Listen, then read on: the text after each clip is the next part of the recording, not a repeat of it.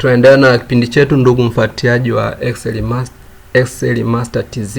Leo naenda kufundisha jinsi ya kutumia not equal formula. Kipindi kilichopita ni kufundisha jinsi ya kutumia not equal formula lakini kwa kutumia formula nyingine. Kwa kama formula hapa ili kuchanganya, basi leo twende kutumia formula nyingine ambayo ni simple kabisa, utaweza kuielewa kwa urahisi.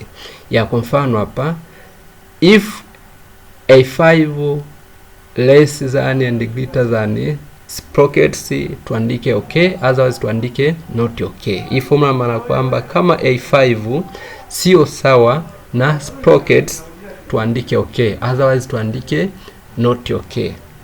Twende kwenye formula yetu sasa, ambapo sasa mimi nasema hivi ni sawa sawa na if kama alama iliyo kama hii hapa, hii grade iliyoko hapa less than and equal to, ina maana kama hii alama iliyoko hapo sio sawa na f, kama iliyoko hapo sio sawa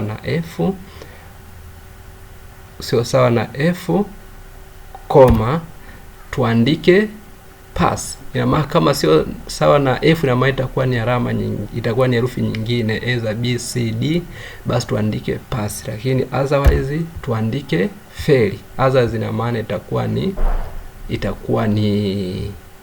ni f. Baada hapo tunafungia tu kama kawaida, tunafungia M1 na M2 na N1 ili tukidrag isiweze kuchange. Kama kawaida tunafungia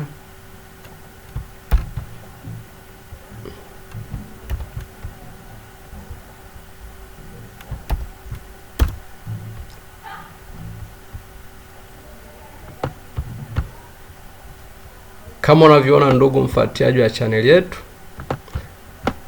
Kwa mfano hapa tulisema alama iliyoko hapa hivi, kama sio f tuandike pass, lakini kama ni f tuandike fail. Ndio kilichotokea hapa. Maana kama sio f itakuwa ni grade nyingine either b c d kama tunavyoona hapo, lakini kama ni f tunaandika fail.